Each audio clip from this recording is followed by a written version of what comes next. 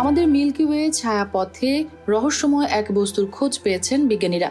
ধুলা ও গ্যাসের বলয় দিয়ে তৈরি আমাদের ছায়াপথের প্রায় কেন্দ্রস্থলে অবস্থান করা বস্তুটি থেকে মাইক্রোওয়েভ নির্গত হচ্ছে।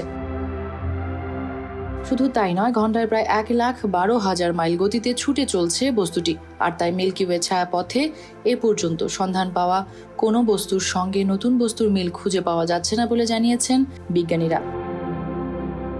অ্যাস্ট্রোফিজিক্যাল জার্নাল লেটার্সে নতুন এই বস্তুর তথ্যাদি প্রকাশ করা হয়েছে।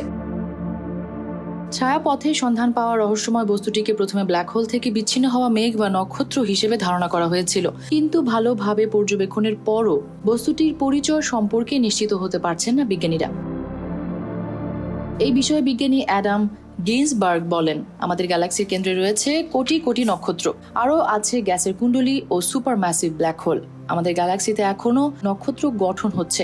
অবশিষ্টাংশকে নাক্ষত্রিক কবরস্থান বলা যায়, যেখানে বিভিন্ন বিস্তৃত ধ্বংসাবশেষ অবস্থান করছে। নতুন বস্তুটি চিলির Atacama large millimetre sub millimetre array মানমন্দির থেকে আবিষ্কার করা হয়েছে।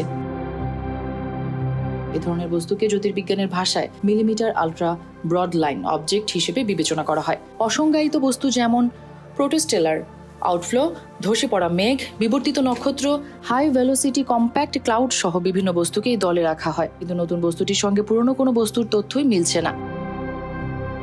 ছায়াপথে রহস্যময় বস্তুর সন্ধান পাওয়ার ঘটনা তুলে ধরে বিজ্ঞানী অ্যাডাম গিন্সবার্গ বলেন, আমাদের গ্যালাক্সির কেন্দ্রে একটি বিশেষ অঞ্চল পর্যবেক্ষণের সময় বস্তুটি প্রথম শনাক্ত করা হয়। মানমন্দিরে বস্তুটি থেকে আসা বিকিরণের তথ্য শনাক্ত করা হয়েছে। বস্তুটিতে থাকা গ্যাসের তাপমাত্রা শূন্যের নিচে প্রায় 436 ডিগ্রি ফারেনহাইট। মেহরুন বিনতে ফেরদৌস, 7 রং নিউজ।